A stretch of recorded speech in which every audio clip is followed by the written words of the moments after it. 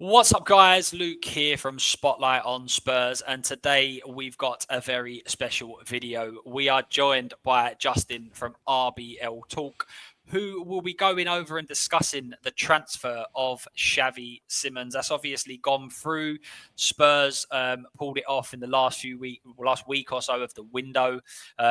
Quite a big outlay, but when you compare it to what else has been spent in the Premier League, specifically on attacking midfielders and wingers, it looks like it could potentially be a bargain. But Justin's going to give us all of the information and the down low on the player, because I've seen a lot of Spurs fans who have already decided whether he's unbelievable, whether he's terrible, and have probably never watched a game of him play. So he's obviously on international duty. We won't see him until the West Ham game, which is not this weekend, it's the following weekend. But let's find out exactly what Xavi Simons can bring to the football club. But let's start off. Justin, thanks for coming on the channel, mate. How are you doing? Yeah, thanks for having me, Luke. Jumped at the opportunity for this, even if it was at short notice. Doing pretty well. Australia's getting pretty cold. We're on the other side of the planet, so we're getting in our winter, where you guys are. I don't know if you're in summer or some beautiful weather compared to here. That's all I know. That's why, if any of your viewers or listeners, depending on where they are watching or consuming this content, look at me and go, why is he wearing a beanie? That's probably why. So it's about. It's not as cold as over there in the UK or anything like that, but it's still pretty cold for Australian standards was. We never know what's going to happen. You leave the house and it's bright sunshine and beautiful, and then it's raining. So who's to know with the English weather? But great to have you on. Thank you very much once again. So just starting off, obviously with Xavi Simons, bit of a wonder kid. Obviously was at Barcelona, PSG, PSV even as well. Has always been kind of hyped up as this sort of young superstar. I'd say probably found his feet at Leipzig, it seems, from the outset. Obviously, PSV was a good move for him. He got some good GA there, good game time, but it seemed like he kind of not exploded, but really settled at Leipzig. What are the fans feeling around Xavi Simons from when he was signed until now? What was the kind of feeling while he was there? Yeah, so when we ended up getting him, the general consensus is that we're getting a really good playmaker. He was a replacement for our much beloved Emil Forsberg, who's now gone over to sister club New York Red Bulls. We were looking for a player in the market that was going to be an attacking spark, creative midfielder, is able to do so many things on the ball, and because we were really lacking creativity, and also he's a good decent goal threat as well from roughly anywhere from 20 yards out. Um, He's got a decent strike on him as well, but I wouldn't say it's like a Roberto Carlos or anything like that. But That'd be nice. yeah, he's got decent strike, but he's not that good when it comes to long shots. But he does possess that as well. And then we didn't really know a whole lot because he played a lot at PSV, but then at PSG it didn't really work out for him. Yeah. It sort of left on sour terms. We ended up getting him for a loan deal for the first. I think it was for the first season, if I recall correctly. Forgive me, I'm a little tired. That's my own personal thing. Sorry about that. I've been up since 3:30 a.m. my time, so. Yeah, we got him for the loan deal for the first season, and then went to go back to PSG, and then PSG got him re-loaned out with a buy clause or something like that, and then he was only a player for us for I think 6 months, Yeah. and there goes the transfer to you guys, and he is very much beloved at the club until the very end part of his tenure, where he was just starting to rub people off the wrong way, and it's got nothing to do with his actual like foot skills or anything like that, and the way he is as a player. He's a great player in a sense of him leaving. A lot of the fans, I think, are probably happy about it as much as they're a little worried because now we don't know where our creative spark was coming from because we were a little bit one dimensional. We had basically only coming from the left hand side with David Raum, left back for Die Mannschaft, the German international team, and also Yeah. us, and Xavi Simons mainly in a number 10 role, or in the old setup under Marco Rosa, we played as a 4-2-2. So we played with two attacking midfielders where Xavi was able to drift wide or play centrally. So he does have that tendency as well to be able to play as a wide player. His natural position is like a cam, like a number 10. However, he would do quite well, and I can see him doing quite well playing on the left hand side and being able to like cut inside and create chances that way, and still score some bangers and things like that. So the main reason for him for leaving on sour terms is more personal reasons. Mhm. So he wanted to play Champions League football.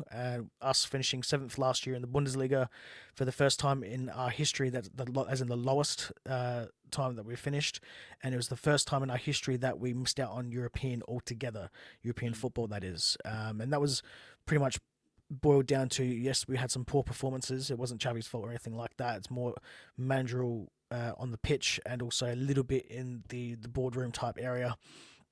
We're So fully aware of that, Spurs fans. yeah, yeah. So we had a little bit of that going on as well, and unfortunately, look, I understand the reason why for Xavi like wanted to leave. Like I got what's the word, like bad feelings on him leaving and wanting to play in Champions League. That's pretty much where all the best players in the world football, even if you're not one of the best players in world football, that's where you want to be. Yeah. You want to be playing in Champions League football, in top clubs in Europe. And it's just some of his behaviour where the very final game, at the end of all games, they pretty much go to the goals, like for to the home fans, and Hmm. they clap and things like that. And the very final game of the season, for the home game, they held up a banner thanking the fans, and then he refused to hold it up. So I sort of gathered that it was going to be possibly on the way out from there. Hmm. I just sort of took a bit of a bad turn on how he went about it, sort of forcing his way out. Yeah. He probably could have done it a little bit more better, Hmm. but he got what he's wanted, and it sort of did show that as well at PSG. And everywhere else, I think he's really been. If he hasn't liked it, he's pretty much been, that stubborn kid, and he's just Hmm. always just stuck his heels in and gotten whatever he wants in the end. So Do, that might be something to watch out for, just in his personality. do you think that and obviously I'm not trying to defend him. I've got no idea, but do you think that the kind of attitude problems come from such a competitiveness that he always wants to be at the very, very top, or do you think that it's a little bit prima donna, a little bit like a little diva sort of thing? Where do you sit with that? Because we've obviously had quite a lot Yeah. over in the UK. We've had it deadline day specifically with the whole Isak and the situation with him and refusing to play and refusing to train, and then you had Gay, who seemed to be the ultimate professional and didn't get his move. So it kind of works in a little bit in both ways. Obviously, it's not great, Yeah. and it does annoy me slightly when you see fans of and Newcastle are a prime example here. They celebrated Wissa doing what they were castrating Isaac for doing at their own club. So we can do that because it's a. But yeah, do you think it's coming from a competitive where he's so driven to just be at the top, or do you think that it's a little bit more like a sort of diva mentality? So it's a little bit of both. Hmm. Like he has a really big ego. Like the young lad, he's still in his early 20s, and like, to put it in a good way is that he limits himself a little bit into how he is. So, he should be a really, really good footballer, like a top tier quality footballer. Like think of in the Bundesliga, it's Jamal Musiala for Bayern Munich, Florian Wirtz, who's just gone to Liverpool, who was originally from Bayer Leverkusen. He should Yep. be in that caliber of players, but he's just below that. And he Mhm. normally, it's not his foot skills or anything like that. It's his ego that sort of gets in the way of that. And I think he's got a massive drive that he wants to be the best, and like in his eyes he is the best and things like that. But he's also got this little bit of, you know, I can't really describe it too well, but it's like if I'm not getting my own way, then I'm not gonna, you know, do whatever. Put it all So, in. Yeah. Hmm. so it's a little bit of that as well. Like, and I think that probably comes a little bit with maturity, a little Yeah. bit. Like, I think as he develops more as a player, he'll also develop a bit better as a person as well. I can't see Yeah. him, because he's going to realize it at some point that he's stopping himself from taking that next step. And Hmm. Xavi's the type of person where he doesn't want to do that. So, unlike Isaac, as you mentioned, like he wanted to still play for RB Leipzig. Like, he didn't want to play for us in a sense of because we weren't having Champions League football, but he knew he was still going to be one of the top players on the team sheet, if not one of Hmm. the first ones. Like, and he still was committed to playing for us while he was for us. But he's let some of his egotistical and maybe some of his emotions get in the way of that, which sort of Yeah. soured things on the way that he ended up leaving. So there's a couple little things to watch out for there, but his ego in itself, if he can get that little bit under control, having a big ego is not a bad thing. All the top footballers have a massive ego. Yeah. It's a way about having to go from doing the team thing and also doing just the Xavi thing. That's Mhm. just basically where he'll need to learn that in a team and in the Premier League and at a team like Tottenham, because if in the Bundesliga, you can almost get away with doing whatever you want in certain teams and certain environments. Mhm. Where if you're coming to a really top competitive league that's very physical, he's gonna have to not always do the Xavi thing and have to do some things for the team first. So, and that'll come with time. I hope that doesn't become a kind of a quote that's said within the Spurs fan base, the Xavi thing. I hope that's definitely not something, unless it's a positive where he does the Xavi thing and everyone's delighted. So, in terms of his move to Spurs, obviously I'm caught up very much in the Spurs and the EPL and what the fans are expectations and all of that sort of stuff. Where do Leipzig fans fit with him moving to Tottenham? Do they think that the Premier League is the big lure? Do they think that it's a sideways step in terms of Leipzig to Spurs? Is it the Champions League if we were not in Europe? What are the kind of feelings? Not necessarily that he's left, but more so in terms of where he's gone to. Was that an expectation, that sort of thing? So if you just ask if it was like a downgrade or anything like that, they would the international German fans like myself, Mhm. RB fans, will Yeah. turn around and no, it's not a downgrade. But if you're thinking specifically from local fans who go, fill out the stadium week in, week out, and even me as an international fan, I always say that the Bundesliga is the best league because of the certain, not just in the game, it's more of the atmosphere and it's very unique. So in a Yes. sense that they'd be saying it's a downgrade, so to speak. But if you're looking at it from a perspective just in raw football and eyes on the games and stuff like that as well, the Premier League is without a doubt. You can't argue that it's the biggest league in world football, and going to one of the top teams in the Premier League, which Tottenham are one of the big teams, and in London there's so many of Mhm. them that it's a stepping stone for him to get to go better. So Yeah. it really depends on who you ask for in that type of sense. But for me, it's him taking that next step to his career. So everyone always comes to RB Leipzig, and this is just the thing that we are at the moment. It's helped us for so long, but we have some issues with it. It's just the model of how we are. We scout Mhm. good players, or we get young talents. We nurture them, we help them develop, and then we sell them on for a profit, and then they take that next step in their career. Yeah. So very rarely do they stay in the Bundesliga or with us at RB Leipzig for a very long time. Mhm. But if you're a good player and you do what's best for the fans mainly, and for the team, then you're much beloved. And there's still going to be a lot of people where they're going to love him anyway, even though he left on sour terms. But he's is going to taking that next step, and that's what I think he needed the move more so than we did, even though we were trying to get less plays on the books, like as in he was the highest paid earner, and we were trying to cut that down. But he needed it for himself, not only just because of his drive to succeed, and he wants to be in the Premier. He wants to be in a league like the Premier League. He wants to be in the Champions League and playing up against the best of the best.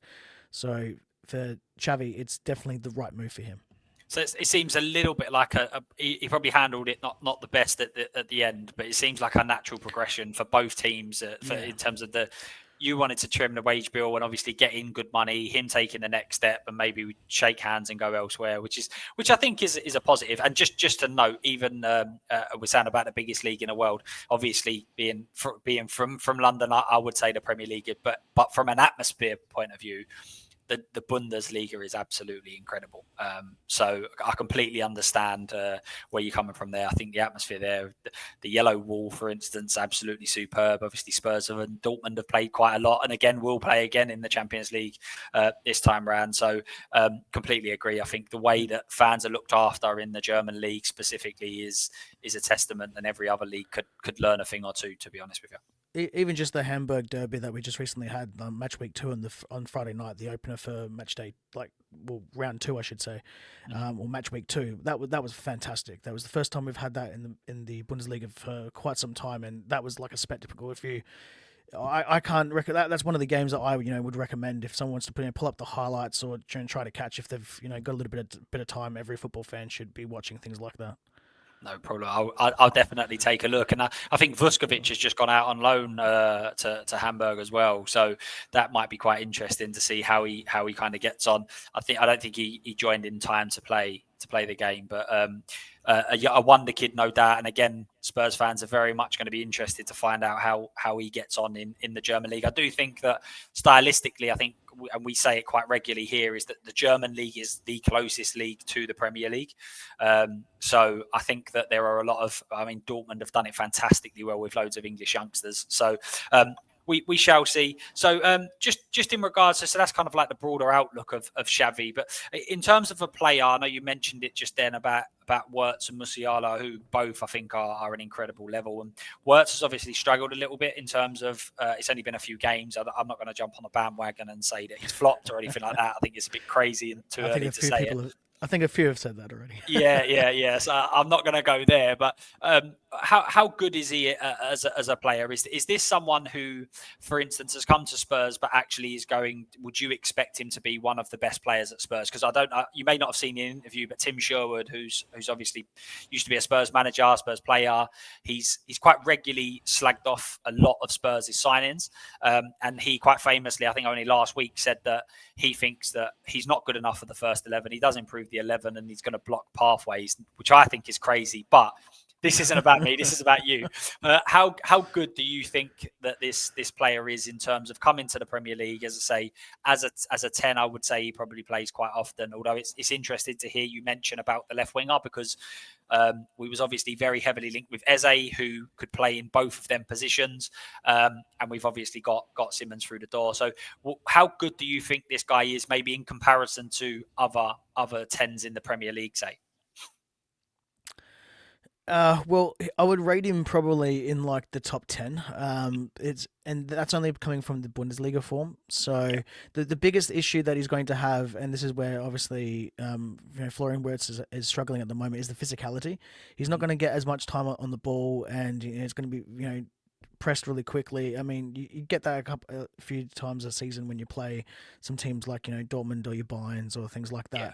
But it's going to have that week in, week out. So if he can adapt to the physicality, and sometimes what people don't sometimes understand is, as a fan, it's very easy to criticize because we can look at it and go, you spent all this money, why aren't we getting anything? Sometimes it can take, for instance, like with a new manager and a whole new system and stuff, it can take up to 6 weeks, to really start to see how things are going. So I'd give Xavi at least a month and of regular game and minutes, and I think he will adapt well. I think with his personality and his absolute drive and will to to be the best and to give everything that he has every single time he's out on the pitch, that there alone will make up for any shortcomings that he has. So it's more of a case of not where he is at the moment, it's where he is going to be. Mm-hmm. So like I said a little bit before, that he's going to end up being one of the best he'll be one of the best in the Premier League if he can get over the physicality point of it and get a couple of things actually shortened up. He'll be one of the best number 10s in the Premier League. He doesn't like being put in positions where he doesn't want to play, but if he has to play wing, if you can tell him that he can always cut inside and almost get to like a central position, he won't really care. So the biggest weakness that I've seen him with his play is that he tends to over dribble the ball, and then he'd go one-on-ones, and then he'll maybe ruin a chance of goal or something because he should have maybe taken a pass instead of trying to beat the one-on-ones. So I've always said at RB Leipzig, he was a double-edged sword. You want Xavi doing those one-on-ones. You want him to, be dribbling because he's known for his dribbling skills and things like that. But then sometimes you just think, why did you not make that pass? You should have made that pass instead of being selfish, or so to speak, and then just trying to do the Xavi thing. So that's what I get at the Xavi thing, and I think moving to the Premier League and a team like Spurs where he can't just be complete free roam in how to do whatever he wants, so to speak. He's going to need to learn and work with other people and have structure and things like that. So this is definitely going to be the right move for him. I'd say he's top 10. He has potential to be in that top 5. Mm-hmm. But then when I look at it from the outside looking in perspective, I don't really see, besides like your new signings of Florian Wirtz and things like that, you, you don't really have like big number 10 playmakers in the league. I mean, obviously I'm tired, so correct me if I'm wrong, but like I don't see like massive big players in that perspective. So Yeah. there's something that Xavi can work towards in that perspective. Yeah, I think it's definitely kind of been split up now. I think tactically it's more like attacking players and defensive players as opposed to tens or wingers, or because a lot of wingers now, for instance, are more like inside forwards, like your Mo Salah, for instance. He's not your typical right winger; he's more like an inside forward. So, yeah, and is there anyone that Spurs fans could maybe look at and say, oh, he plays similar to this sort of player? Is there anyone that he reminds you of? That you think he's a very similar player to Xavi, or Xavi's a very similar player to him, past or present? And if you don't, it's obviously not a problem. I mean, like I can sort of link him to sort of like how Rafael van der Vaart was at there. Like, I'm just trying to think of like Oh, Dutch players, but that would be a um, huge one for Spurs fans to you hear know, that. so that's sort of what I'm leaning towards. To like, he's able to create, he's able to make chances. He's good at dead ball situations. He's great, fantastic vision. He's a great dribbler. He'll won't mind playing against a player like 1v1 or 2v1. He's not shy of that or anything like that. And then I hate to bring up like Liverpool considering they just like won, like the Premier League and things like that. But Luis Diaz just recently went to Bayern Munich. And I'm pretty sure he played for Liverpool. Correct me Yep. if I'm wrong. Yeah, yeah. Yeah. And so he is a similar type of player. So, but he's more naturally of a winger that can cut inside and play as a 10. Where Xavi is the reverse. He's more of a Yeah. 10 that could play as a winger, so to speak. So, but similar, very similar profiles. In that makes sense. Yeah, no, 100%. So, in terms of like your strengths, I know obviously you've touched on it there. So, if you was to say like he's two or three biggest strengths as a player, what would you say? What would you say that they were? Uh, Dribbling, Yep. vision, and passing. And by pass, I mean his ability to make a pass where you don't think that pass should even be on. Oh, okay. So you think that think of it as like a pass that is difficult, and you think there's no way a player could possibly make that pass in that situation. Xavi is the type of player that will be able to do it. Mm-hmm. So that's pretty much where I'd say, and he scored some banger goals as well. So it's not just his chance creation; he can score as well. So I don't have the stats on me at the moment, but he did significantly well. I mean, for Bundesliga, you guys might look at it and think it's poor numbers or something like that, but for in the Bundesliga and things like that, he came in with a bang, and he was very consistently either scoring doubles or setting up assists and things like that. So you're going to get, and once he finds his feet, you should get a steady output from him in both the goals and assist department as well. Now that's really good because obviously Spurs, Madison's got ruled out for effectively the season. We sold Son, and obviously Kulusevski was also missing for quite a part of the season as well. So the number of goals and assists, I think Spurs fans rounded it up. It was something like 70 goals and assists that were taken out of the team from the back end of last year into this year. So the players that we've brought in definitely need to bring goals and assists because we've lost so many. So that is a good thing. I'm not sure whether you've seen the kind of the quotes that have come out. They're obviously on international duty at the moment. And Xavi Simons there was an interview taking place where he was spoken about the Spurs move and et cetera, et cetera. And the Spurs manager he takes shine to the Spurs manager because the Spurs manager said, here are the areas of your weaknesses in your game, and these are the ones we want to improve. Where do you think those weaknesses are as a fan when you watch him week in, week out? Where are these areas that he needs to improve? Obviously, you said physically is one that needs to happen. But is there anything else in this game where you think that if he manages to kind of sort these out or improve, then maybe it takes him to another level? Yeah. So like I said earlier as well, like being able to not be so selfish all the time. Yeah. Do the team thing, do a pass as well. His defensive contributions as well leaves a bit to be desired as well. I've seen him sometimes he'll track back or something, but then you expect him to follow through with it or have more, and then if he hasn't followed through with his run, and then I've seen us concede goals, and if he had have tracked forward and gone to where he should have ended up, then the goal either doesn't happen, or he could at least put pressure on, or the pass may not. They might not think about making that pass. Just Yeah. little things like that as well. So sometimes he also needs to not just his defensive work rate, but also where sometimes he is in his positioning. He tends to be a little bit more I want to be free roam, so to speak, as well. So there's a couple of little things there that he just needs tweaking, and if that's basically it, really, there isn't a whole lot besides, it really depends on how you guys end up playing as well, and how you utilize him and what you guys want from him. Yeah. But yeah, they're pretty much the big things that I think of that come straight off the top of my head from things where I'd be doing live stream watch alongs, and I'm just screaming because that's the things that I've seen. It's just how did you not do that, so to speak? It's very difficult as a Spurs fan to be able to put your finger on exactly how we're going to play this year, because there's been two different formations used. PSG, we played 5 at the back. The rest of the games we played 4. However, the midfield that we've picked, or the players that we've picked, or the tactics that we've used, have meant that they might be the same formation, but the way that we're playing is incredibly different. Sometimes we may be sitting back more, we may be a little bit more front foot. There's so many different variations. However, I would say that I think Frank does, from a defensive point of view, I think he improves a lot of players. So Damsgaard last year, for instance, used to cover a lot of ground. When he first came into the league, it was very much too lightweight, too small, won't be able to get on with the league. Took a little time to settle. However, last season he seemed to be very, very good level. And exactly what you're saying there in terms of defensive. He's obviously not a great one-on-one defender. That's not the idea, but he works hard enough and he puts himself in positions where it's another body to stop an attack potentially. So I think that what Frank will probably be able to teach him, it seems that that's where his weaknesses lie. So it might actually again be a little bit of a matchup that works quite well. And then we discussed it before we came on, but any areas of concerns for you, and this can be a variety of different things. Spurs fans will know far too much that when we sign some players, for most of the time for decent money, they've got either attitude problems, they've got injury problems, etc. Is there anything that stands out for you that you would be concerned as a Spurs fan?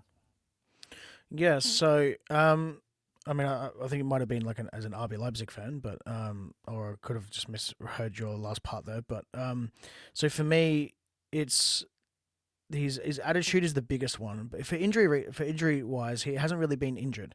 So for the amount of game time that he plays, he doesn't really seem to get injured. So his body holds up quite well.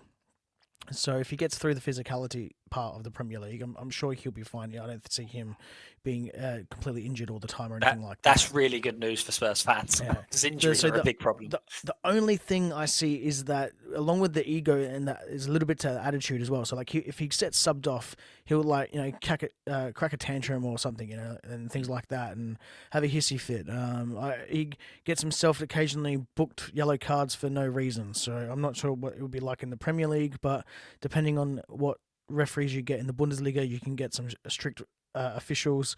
And if one little thing, for instance, he threw the ball away or something because he was annoyed at the official for fouling him or something like that, so then he got himself a yellow card.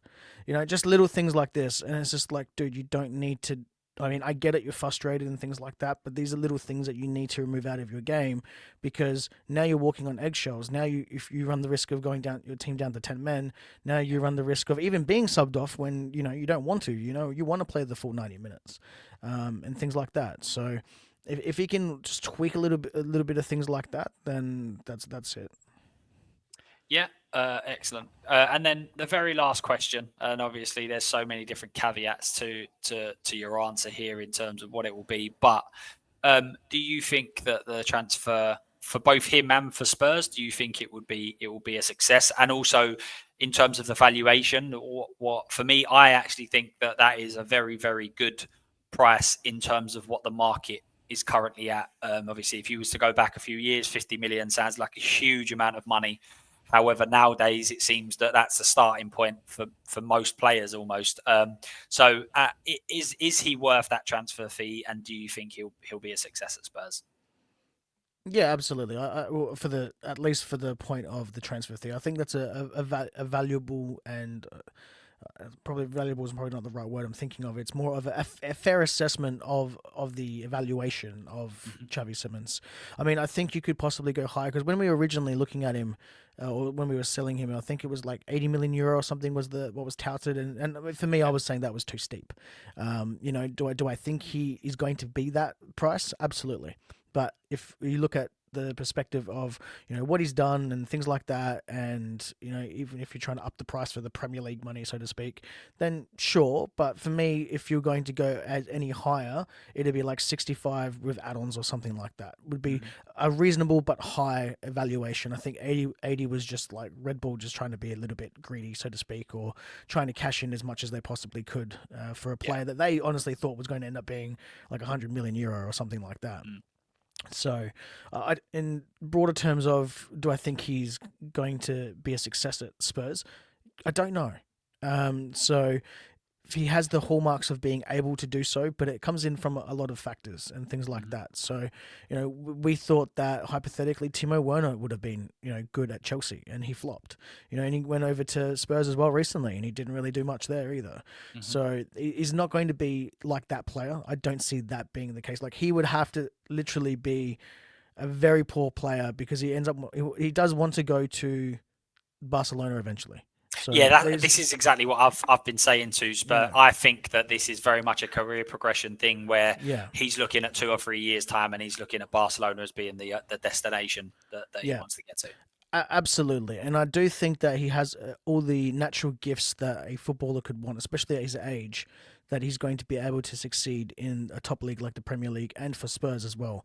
So it'll all come down to: is your team going to do the best for exploiting Xavi's strengths? So I haven't seen much of what Benjamin Sesko's done recently, gone to Manchester United. I don't think he's scored yet. But when he was playing for us in the Premier League, we weren't giving in the Bundesliga, my apologies. We weren't giving him a lot of service. Like, we weren't giving him a lot of crosses. We weren't playing to his natural abilities and things like that. And he still did quite well. So in the Bundesliga, Xavi was being exploited all the possible abilities that he had. He was essentially given full reign to be able to create whatever chances he wanted and pretty much almost do whatever he wanted to do, especially in the build-up player in the final third. So if he's able to essentially be told that he can not maybe have as much free ability to be able to do that, but as if told like, you have the freedom, Xavi. If you think there is a pass on and it looks like it's not on to everyone else but you do that. You do that pass. Which is what I was getting at before, like, things where you think it's not going to happen and then he just manages to do it. So he ended up like having like magical abilities, like a maestro. He's able to pull things off and pull the strings, and do some great things. So if he develops his own natural skills and gets at least a little bit played to his strengths, then I think he can be a really good success in the Premier League and also for Tottenham. It seems that there's a good basis here in terms of player, in terms of what Spurs want to achieve. Obviously, it looks like we're targeting more experience and better quality of player. So it seems like from a base, we've got a good start, and it's almost just making sure that both, i.e., he improves and progresses, but Spurs also match that ambition, and we kind of improve together, if you like, to be a success. And that's everything. I mean, in terms of a summary, I don't think you can get more information than that. Obviously, it's all down to Xavi to deliver on the pitch. But if you're saying that from a fan's point of view, there are still fans that have a good opinion of him, even after some of the negatives that came towards the end, then obviously that's exactly what fans want to see. You want to have players at your club that you enjoy being there. You're happy for them there, and effectively sad when they leave, because it means that they've delivered for the club. So I'm hoping that we're in a very similar situation if it ever becomes a situation where Barcelona is the destination and that's where he's off to. I'm extremely hopeful. I think that I think that I don't know why. I just have a feeling that maybe physically he seems to be in a better sort of situation than Wirtz. I don't know whether that's fair, and I'm not saying he's better than Wirtz or anything like that. I just think from a physicality point of view, I think he's going to be a good player. And as I say, I'm excited to see how Frank is able to nurture the weaknesses that he's got and mature them and make them better. And then maybe we can see a little bit more of a complete player. But I really, really appreciate you coming on. I think Spurs fans are really going to enjoy this sort of Xavi Simons summary. Is Xavi is what he likes to be called? Is that correct? Yeah, so Xavi is what he likes to be called of. Yeah, so some people have a different dialect. It's like Xavi Simons or something like Yeah, that. yeah, But yeah. so it really depends. But yeah, he's pretty known as Xavi. Yeah. So I'm sure and I'm hopeful that Xavi will have a good start to his career. When he put up the yellow kit, the third kit of Spurs, very Brazilian replica of the World Cup. It seemed to be like a match made in heaven, and now it's just over to him to deliver. So I'll certainly be watching the international break, hoping that he can make an impression with his teammate Mickey van der Ven. And that's everything. So guys, as I say, a massive, massive thank you, Justin, for coming on. I really, really appreciate it. For Justin's channel, it will be in the description box. It will also be in the name of the video. It is RBL Talk. Spurs and Leipzig seem to have a little connection. As we mentioned earlier, Werner came over. He went back. We brought him again. And apparently that was part of what helped out with the Simons deal, because it seems that clubs were aligned and the negotiations were quite easy, which is a little bit unheard of around Daniel Levy. Normally they're very difficult, but the Spurs fans very much were saying that I'm sure as Leipzig's owner or chairman, if anyone suggested they'd give you 185 grand a week and take Werner off your hands, then I'm sure you'd always be quite happy, because he unfortunately very, very much struggled at Spurs. But massive, massive thank you to everyone that's supported the channel recently. Obviously, it's been growing at a crazy rate. So a massive, massive thank you to everyone. Please make sure you like and you subscribe, and also go over to Justin's channel as well, which, as I said, the link and will be in the description as well. Please make sure you go over and drop him a like for all things RB Leipzig and Bundesliga. Justin, as I said, mate, I really, really appreciate you coming on. Thank you very much. And as always, from us, come on, you Spurs. See you guys.